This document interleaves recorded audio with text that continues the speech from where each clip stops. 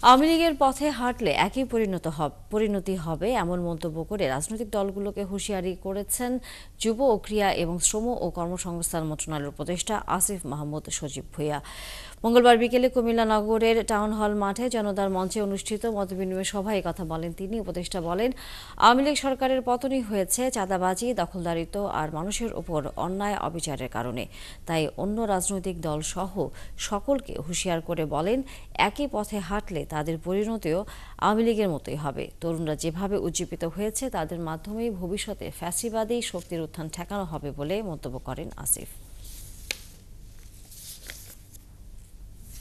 আমরা বাকি রাজনৈতিক দল সহ সকলকে একটি স্পষ্ট বক্তব্য দিতে চাই, আপনারাও যদি সেই একই পথে হাঁটেন আপনাদের পরিণতিও আওয়ামী লীগ ফ্যাসিস্ট সরকারের মতো একই রকম হবে।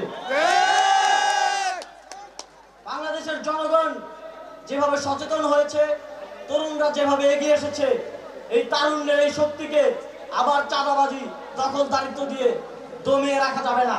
এই শক্তি সমুন্নত থাকবে এবং ভবিষ্যতে বাংলাদেশে যাতে কোনো ফ্যাসিবাদী শক্তির উত্থান ঘটতে না পারে তা আমরা নিশ্চিত করব।